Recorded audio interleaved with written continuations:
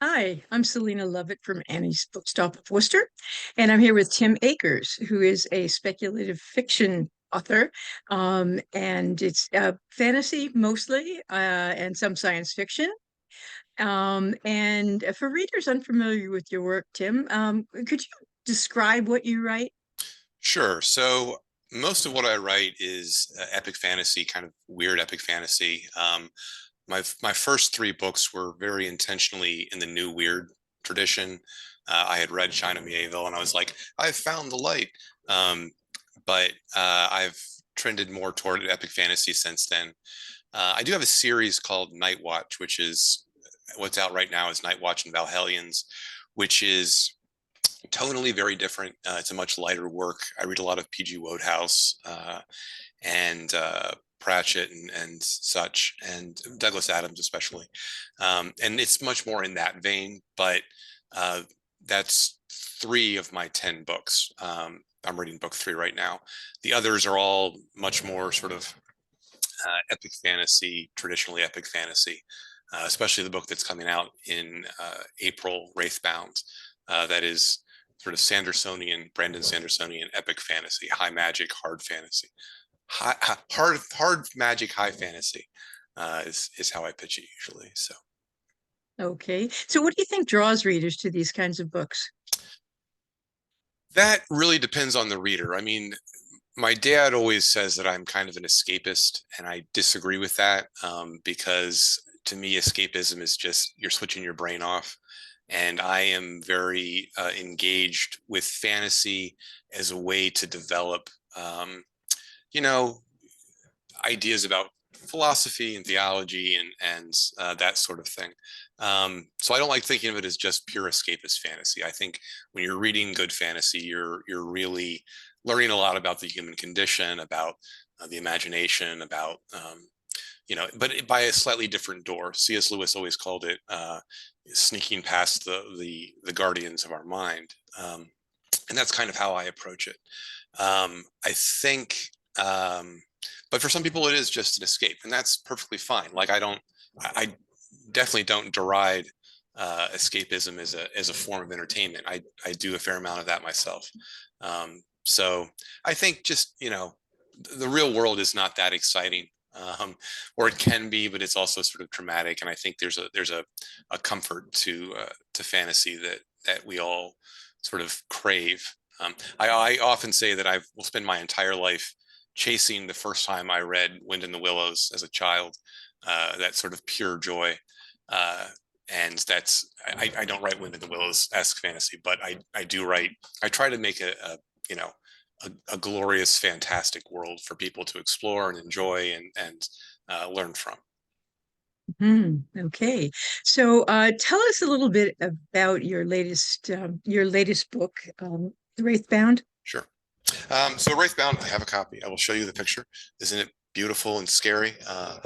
It is, like I said, high fantasy, hard magic. I developed the magic system first and the cosmology. I tend to come to the world building process from the very large to the very small. So I start with the cosmology, the theology, the mythology, the history of the world, and then I start developing down to what makes it interesting to read about characters in that world. So Wraithbound is in kind of a post-apocalyptic world. The war between order and chaos has occurred, and chaos is essentially won.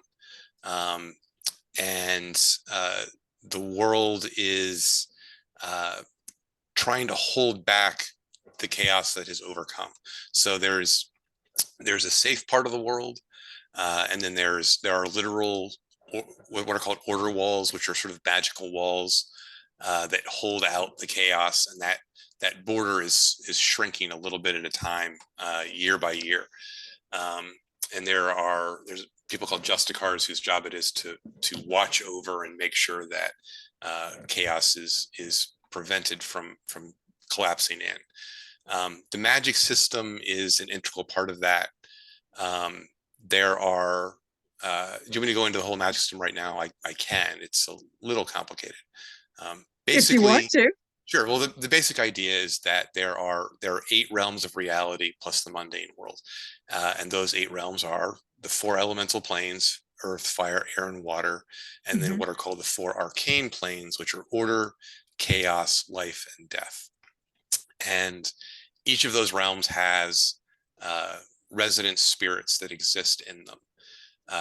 For the elemental planes, those are just the elementals, obviously. For order and chaos, that's angels and demons. And for life and death, that would be the fae, fairies, and wraiths. And the fairies are every spirit of life that could exist and will exist eventually, and the wraiths are everything that once existed but then died. Um, and the way magic works is potential magic users are called spirit binders. They fray the edge of their soul and they weave it into uh, a spirit of hello cat. Um, no, that's okay. I understand. They weave it into a one of the denizens of these other planes. So you could become a flame binder. You could weave your soul into a fire elemental, and you could then use that connection to draw the fire elemental into the material plane, or to yourself enter the plane of fire and survive. And travel in that realm and discover and use magic in that area. So that's the basic idea. Um, our main hero is a guy named Ray Kelfanis. His dad was a storm binder, an air elemental binder, but for reasons that are covered in the book, but that are not um, explicit in the book, he was disgraced and had to flee and hide the fact that he was a binder. And so Ray has always wanted to be a spirit binder, but can't because his dad's history. And so he tries to teach himself how to do that magic, and mistakenly binds his soul instead to a wraith, a dead person, and in fact the victim of a murder. And that sets off a whole chain of events that makes his life very, very complicated, as it should. Okay. Okay. So, what was the inspiration for Wraithbound? So um,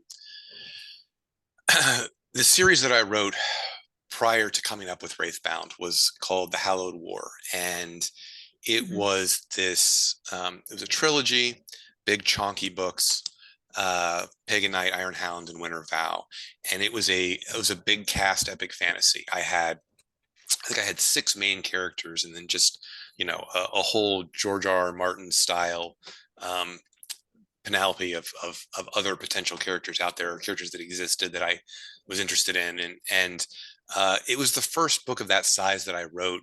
And by the time I was at the end, I was exhausted, just with keeping track of everybody, and I wasn't really feeling like I was telling all the stories that I wanted to tell. The point was, I was like, I'm not my next book. There's going to be one character, and I said, well, he's got to have somebody to talk to be smart with. Uh, and I decided, well, I'm going to have a ghost stitched into his soul, and he'll just chat with the ghost, and that's it. That's the whole, that's all the characters, and that was sort of the initial idea that got me thinking about, okay, well, what's the magic system that's going to look like, and what's the potential plot there, and yeah, that was the origin of that. Um, Being a weirdo, I then spent a lot of time working on the world building for it. And by the time I got back to plot and character, there was a lot more that I wanted to talk about that wasn't just one guy and a ghost. So So, do you outline your books, or do you kind of go on the seat of your pants, or your pantser? I'm a combination of the two. I do a lot of outlining. I set up, I think of them as roadmaps of the plot. Um, at conventions and stuff, I often give panels on how I plot, because it's really a combination of a couple of different um, processes. I've realized that if I just outline, that the plot then drives the book, and that tends to be less interesting. Mm. I think that character-driven stuff is more engaging.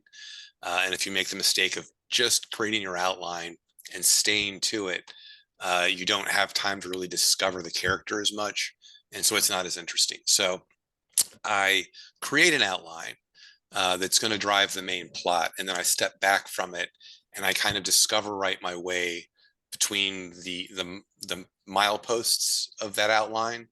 And if I end up going way over here, I'll just adjust my outline. Or I'll realize that I've gotten too involved with the character and been like, oh, I've completely, this is all pointless, Mhm. and then I'll revise back toward the outline. So I try to do a combination of the two. I think if you do just one or the other, um, you are missing out on an opportunity uh, to tell a satisfying. I found that a lot of Panthers end up not telling satisfying stories because they're always stuck on what cool thing can happen now, and without really thinking about, well, how do I lay the groundwork for a really, really, really cool thing at the end. Um, Mm.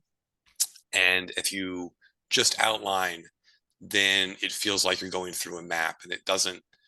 It you fail to hit those character beats. So I try to do a little bit of both. Mhm. Um, so yeah, it's a combination. That's a good idea. Do you have to do any research, or did you do any research for Wraithbound? Oh yeah, no, I'm an absolute monster when it comes to research, but um, because Wraithbound is actually kind of a flintlock fantasy.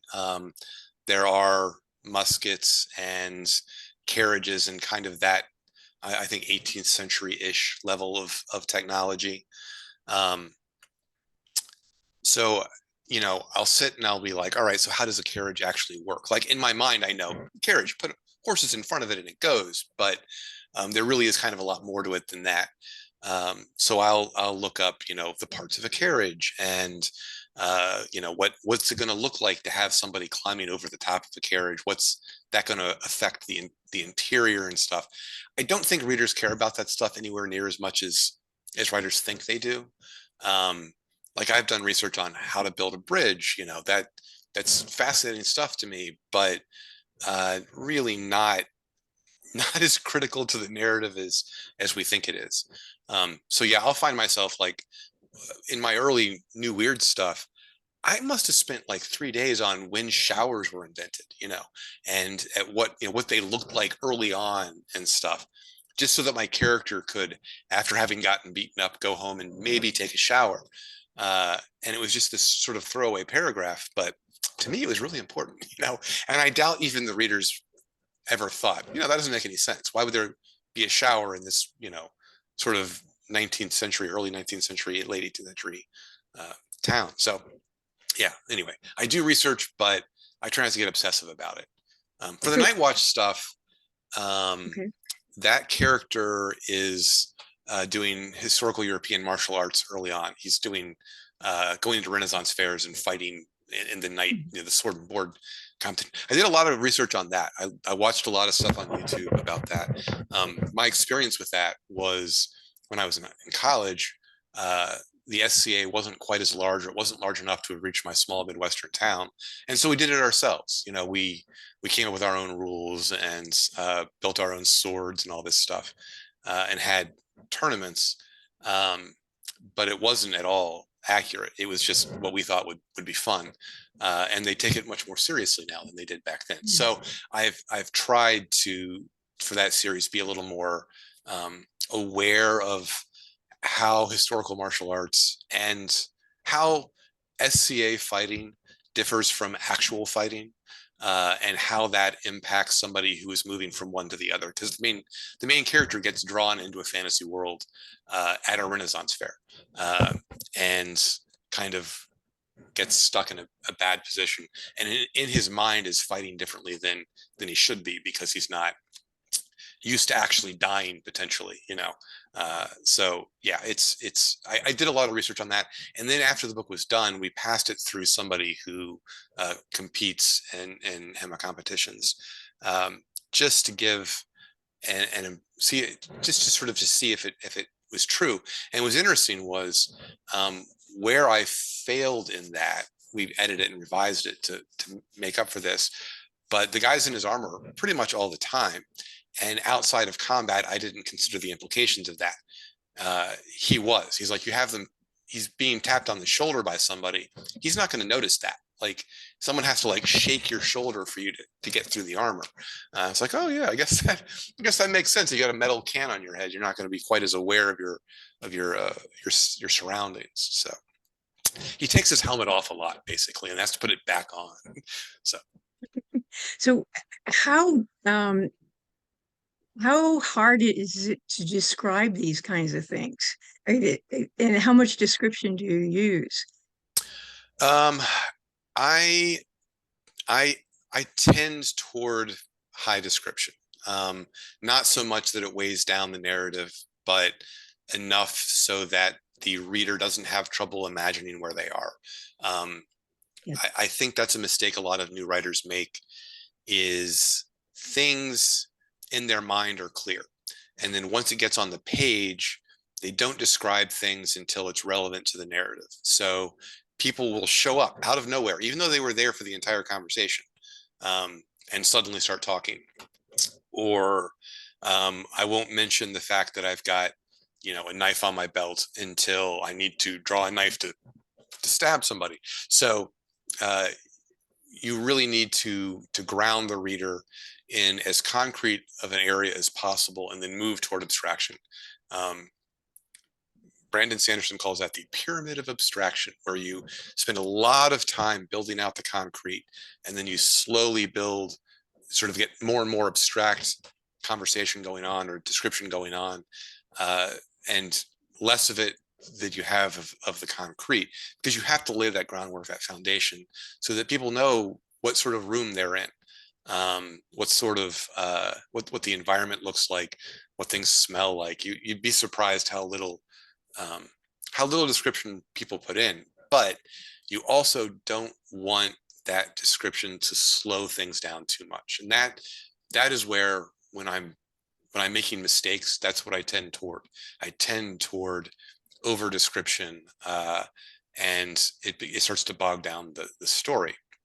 And so my revision is usually to go back and be like, all right, this is enough about getting out of a taxi. I think we covered it. I can just say they got out of the taxi, things like that. And yeah, so I try to layer description in, but I don't want to overdo it. If that makes sense. I know, because you hear the term show don't tell. So Yeah, it's sometimes it must be very difficult to give the definitely trends description. toward. Yeah, I definitely trend toward show. And I was brought up in a show don't tell discipline. That was sort of how we were taught to write. And there is a lot, I know a lot of pushback in modern writing against that. I still think showing is better because it does a better job of drawing the reader in. But you don't want to slow things down too much. So I trend towards show. But I will tell just to occasionally be like, you know what? He went to the door. Sometimes it's Right. easy. Okay. So, what was the biggest challenge that you had in writing and putting out Wraithbound? And how did you overcome that challenge?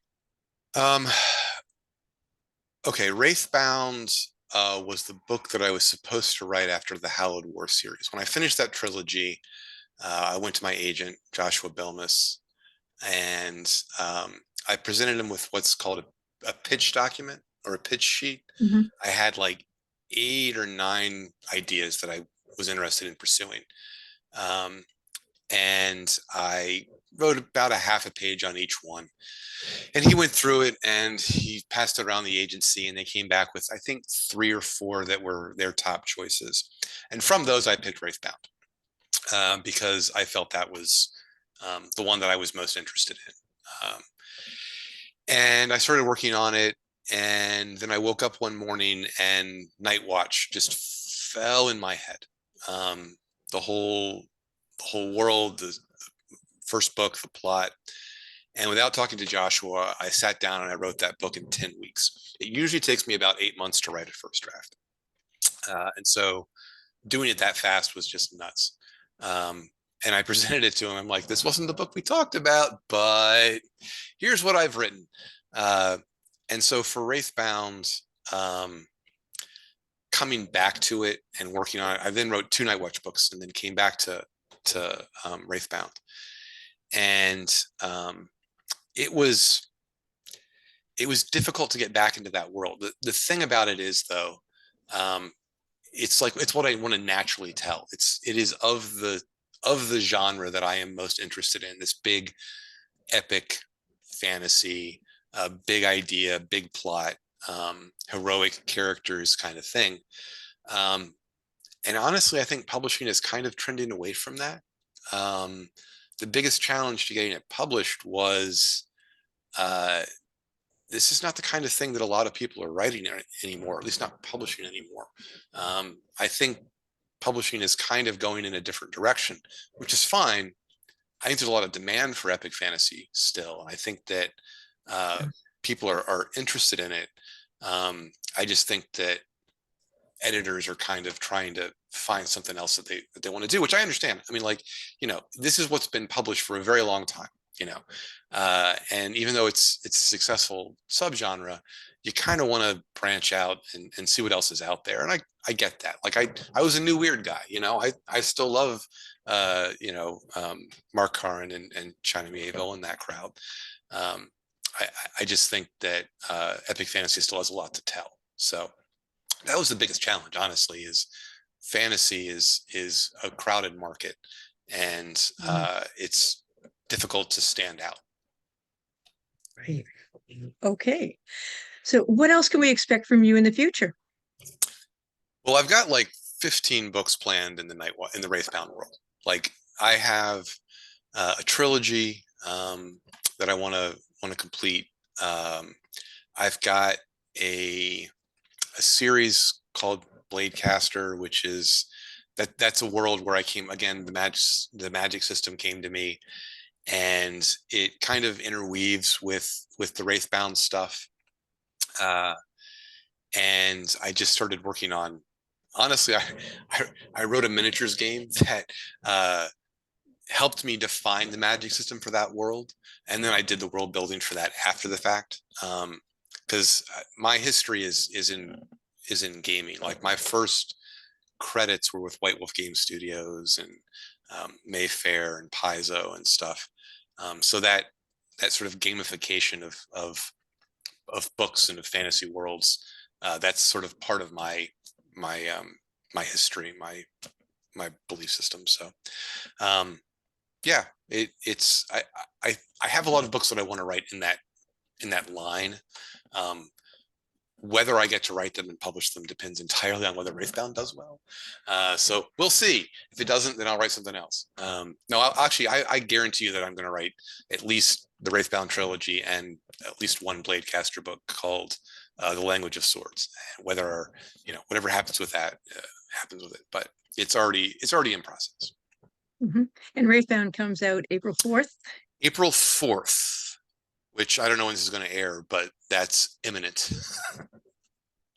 Okay. So I have some questions now about you as a writer. Sure. What is your favorite part about being a writer on the whole writing and publishing process? Writing. There are a lot of writers who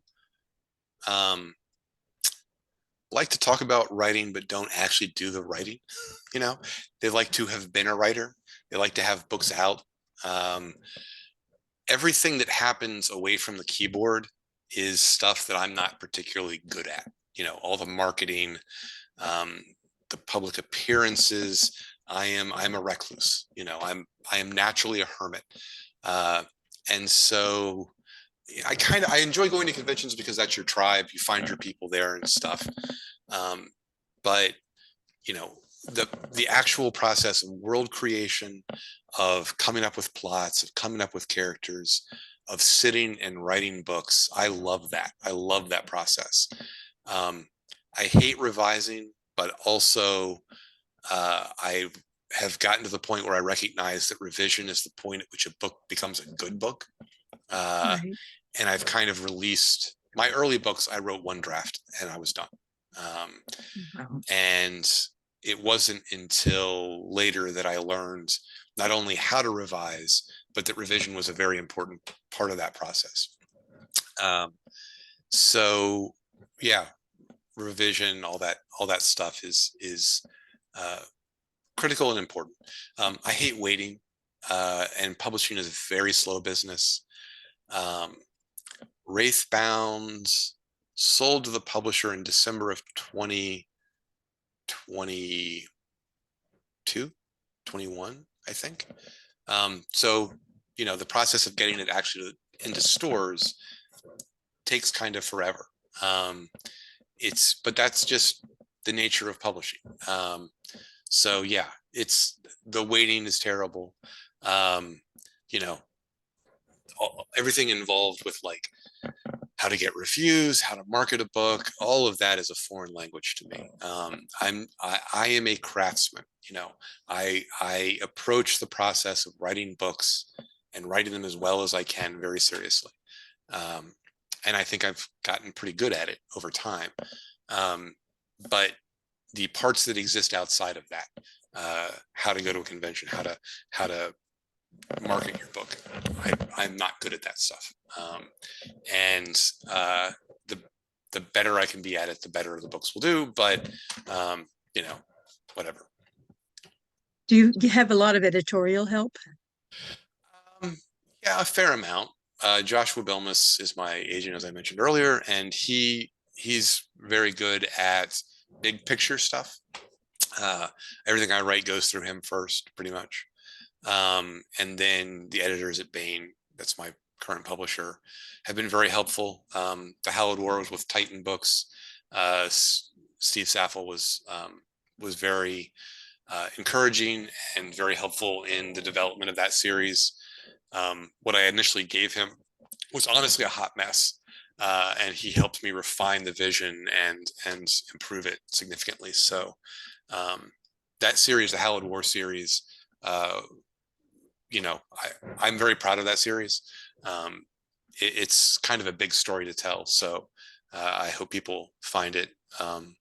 But yeah, I get a lot of help from my editors. That said, I'm very good at like visioning my books, and by the time I'm happy enough to show it to somebody, I've got a pretty good book. And so I don't usually get a lot of major pushback from my editors about like, oh, we need to take this character out, or I didn't understand what's happening in the third act or anything like that. I usually have that stuff pretty well down. That's great. Craftsman stuff. Okay. So what do you consider the most challenging part of the whole writing process For me or for writers in general? for you? Everything that happens after the book is done. So Yeah. everything that's involved in the writing process. Um, the most challenging part, I think that's got to be character, because um, it's easy enough to write a book from your own perspective, or from the perspective of somebody that you know and are interested in. Um, Writing it from the perspective of somebody that is other than you is very challenging, and um, something that I think it's actually good for writers to try to do. Mm. I'm currently reading Rhythm of War by Brandon Sanderson. And Brandon has talked extensively about how he's kind of a Ted Lasso guy. I mean, he wakes up every morning and is like, let's go, and he's a very optimistic guy, a very sunshine kind of guy. But in that book, he's dealing extensively. The characters are dealing with things like PTSD and mental illness, Mm. and I'm very impressed with how he's doing it, because by his own admission, that is very far outside of his experience, and he's doing a really good job with it. And that obviously took research, that took um, readers who are um, more familiar with those struggles. Uh, and he's done a great job of it. So yeah, for me, getting characters who are not me on the page and have them realistic and reading true to people who are of that type, whatever it is is challenging, but also something that the way that my brain works is I sit down and I think, what's the hardest part of this, upcoming process? And that's the part I throw myself into. That's how I've Mhm. approached learning how to write. When I started writing, I was terrible at dialogue. I mean, absolutely awful. And that comes from being a shy dude, Uh, and so I threw myself into the process of how to write dialogue. Uh, I studied what I found to be good dialogue in books. I listened to people more. I would go to places and just listen to conversations. I was younger at the time, so it was a little easier just to go to a bar and sit and listen to people talk. And what I found was that if you write how people talk, it sounds like nonsense, like how they actually talk in the world. But if you try to craft it too much, it also comes out as sounding crafted. So trying to find that medium between natural sounding but not natural writing uh, was challenging, but something that I applied myself to and that I learned to do. I think writing is a craft that you can learn any aspect of if you commit to it hard enough. And if you commit to the idea that I'm not good at this, and therefore are willing to take critique and willing to improve yourself, there's nothing that you can eventually accomplish. Um, I think writers naturally have certain strengths and weaknesses. Uh, my strength naturally is description and world building. Uh, and so I had to learn the other parts, the character, the plotting, which is a whole different thing, dialogue, all that stuff. And so those are the parts that are still, I think, um, I don't want to say weakest because that sounds like it's not good, but those are the areas where when I read my own books, I'm like, okay, I did not quite measure up to my own standard here. Um, what can I do to improve that in the future? And that usually happens in the drafting process. So. Okay. Now, what has been your favorite adventure during your writing career? Like real world adventure. Yeah. Um, the act and process of uh, going pro. Um, Okay. I I had a regular job. I write full time now, Hmm. and that has been a matter of um, just stepping off the rat race and being like, you know what, uh, I'm gonna enjoy my life as opposed to being miserable 85% of the time. Um, so yeah, that's certainly been the most entertaining. It's been the most difficult also. I mean, it's not easy to make a living writing full time. But uh, that I mean, difficult things are worth doing. That's why they're difficult. Um, so yeah, that's certainly been the most entertaining part. Um, is just being like, this is what I want to do, and this is what I'm gonna do. Uh, and getting through that process. Wouldn't have made it without my wife. I am 100% for every decent writer who's writing full time. There is a spouse who is responsible and intelligent and you know It good at supports money, you. supports you. Yeah, basically. So, are there any groups, clubs, or organizations that you would recommend to other writers who have helped you in your career? Um, I think having a local writing group is critical. Having people whose opinion you trust, uh, who not only not only can you take critique from them, um, but you learn how to give critique in a way that improves your own writing. Um, I think that's a really important part that a lot of writers kind of there's a lot of ego in writing. Mhm. If you have enough in order to believe that you're publishable, that people want to actually listen to your stories, you've got to have a lot of ego. But um, the process of getting better and uh, taking critique means being humble. There's a lot of humility in that process. And those are incompatible things. And so you kind of have to learn to believe in yourself enough to think that you're going to be able to do this, but also be humble enough to know that there are a lot of people who are either in the business already, who are going into the business, who have valuable feedback, and learning to hear that criticism and not take it as a wound, uh, not get bitter, not lash out, and not ignore it, is important.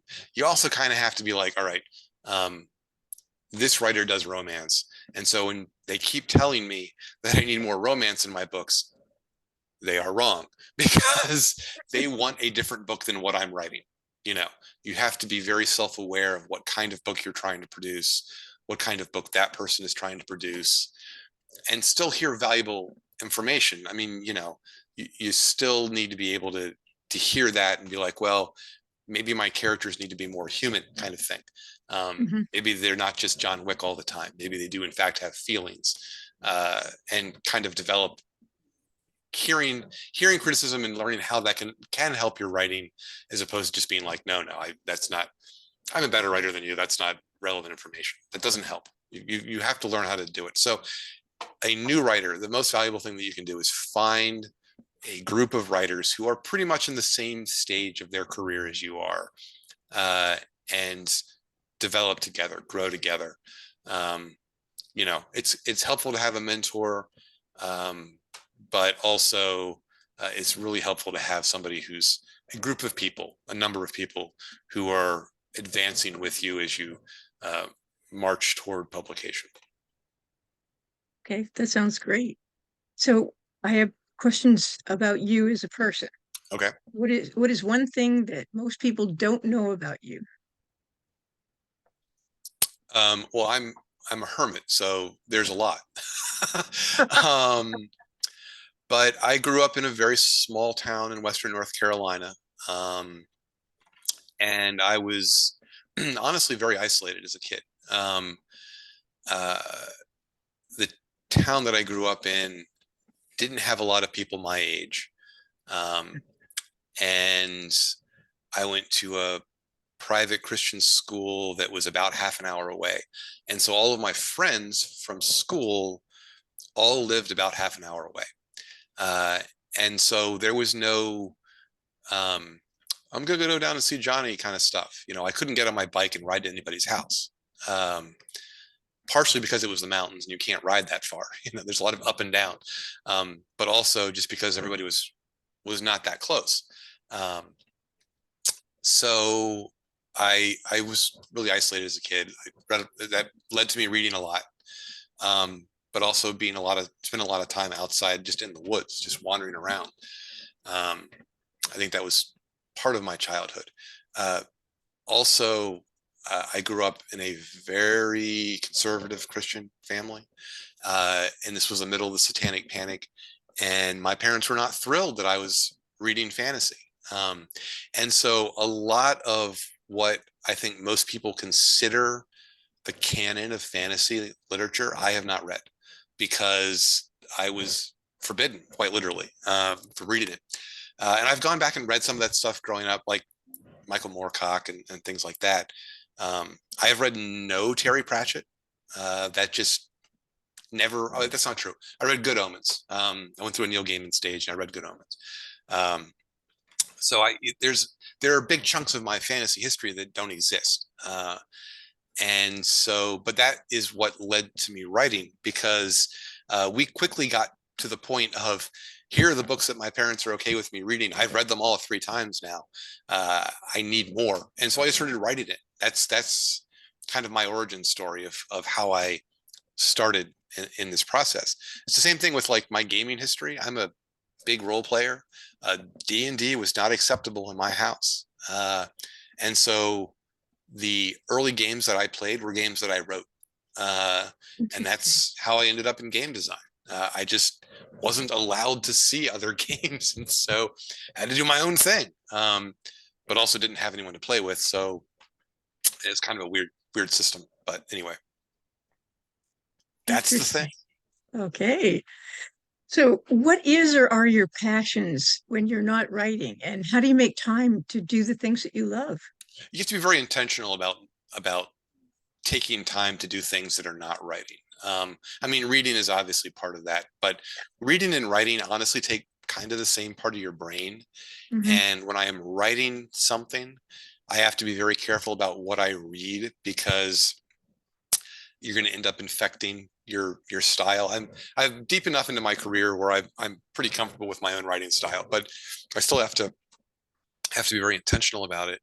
Um, I'm a big gamer. I play a lot of war games. Just got back from Adepticon, which is a big Chicago area wargaming tournament convention thing. Um, so yeah, I play a weekly war game group and stuff like that. I play a lot of video games. I play World of Warcraft, which is dangerous because that can take a lot of time. But my wife and I play WoW together. She's an officer in our guild, and we're on the raid team together. And so that becomes family time. Honestly, is the time that we spend in Azeroth is counts, I guess, as date night. Um, yeah, you have to be very intentional about being like, all right, I need to set time apart for my family, for my hobbies. I'm fortunate in the fact that I'm writing full time. Like I wake up in the morning, I have my coffee. Usually I write about 3 hours in the morning, 3 hours in the afternoon, and that's my day. Uh, and I have word goals for each of those writing sessions. So when I'm in process, I'm doing a pretty good job of keeping that. So it's just like having a regular day job.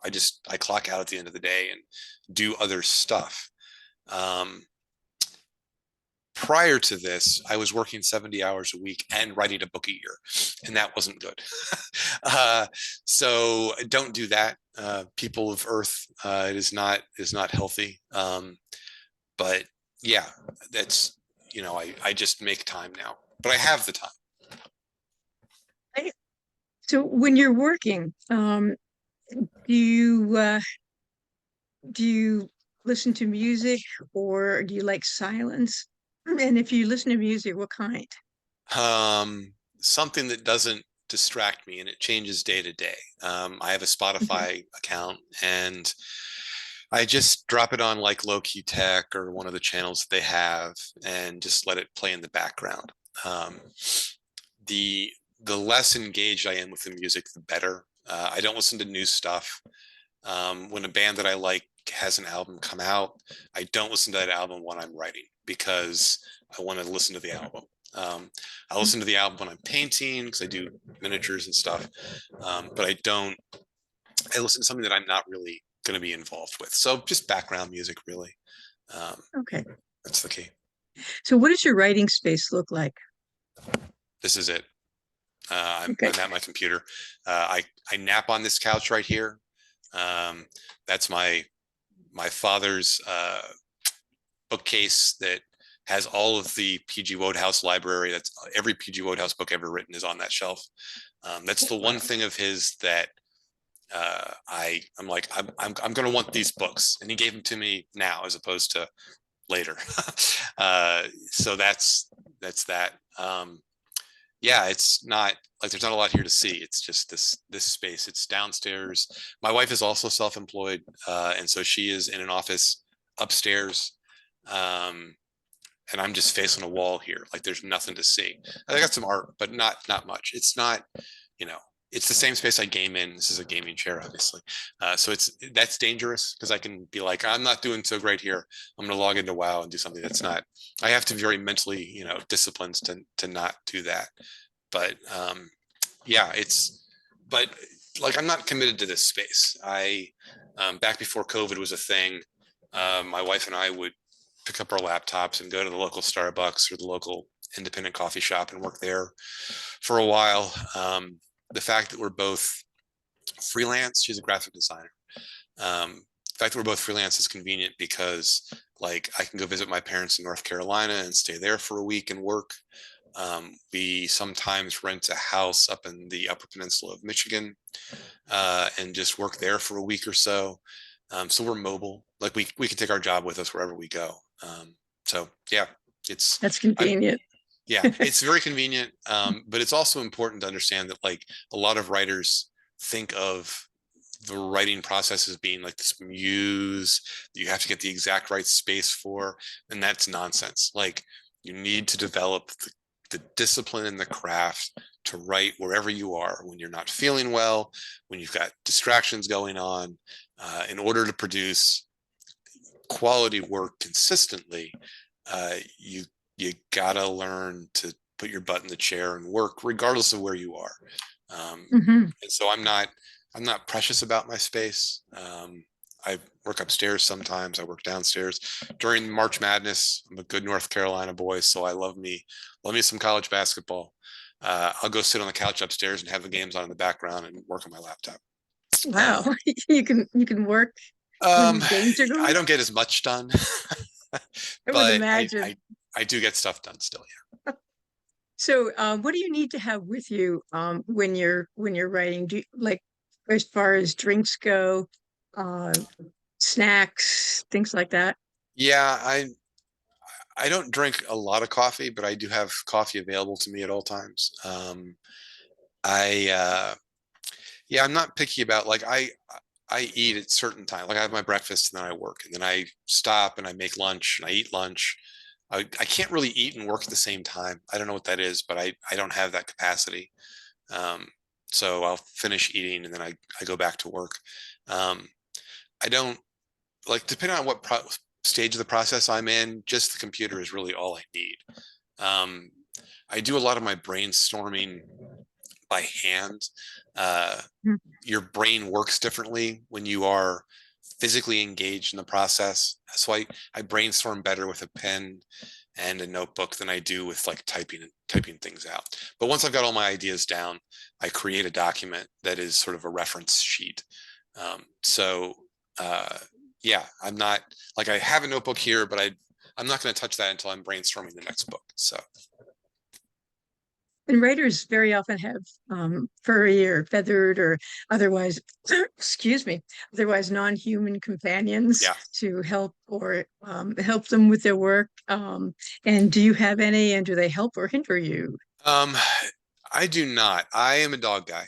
I had dogs growing up, and my wife and I had a German Shepherd. For oh gosh, she was 16 when she passed. And we have not gotten a new dog. And I don't.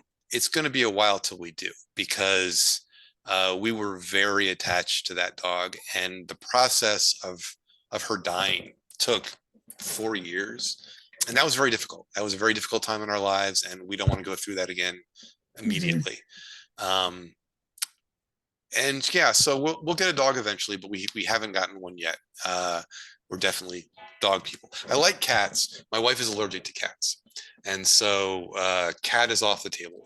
If she weren't, I think we'd have a cat. But um, yeah, we're not really committed to it. So Oh, okay. I love I cats. I love dogs, but I my cat, as you saw, was wouldn't leave me alone. presenting herself. Yeah, no, I understand. That's you see that a lot. So He was funny.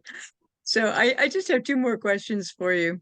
Where can people find your work aside from Annie's Bookstop of Worcester? And I have to give a plug to Annie's. You can you can get Tim's books at Annie's if you call us at 508-796-5613, or you can send us email at Annie's Books Worcester, I'm sorry, orders at anniesbooksworcester.com. And where else can people find your books? excellent. Bookstores. I encourage people to go to independent bookstores as much as possible. I think that's sort of the lifeblood of the publishing process. Um, but also Barnes and Noble, BAM, any bookstore that is close to you and is convenient. People often ask me, what is the best way for me to get your books? And I always say the way that you find most convenient, whatever is least friction for you, is best for us. So um, yeah, any bookstore anywhere. You can find me at timakers.net, tim-akers.net, or no, it's just timakers.net. But I'm going to just point you to whatever bookstore is close to you. Walk in and beat your hand on the desk and demand that they carry Tim Akers books. Great.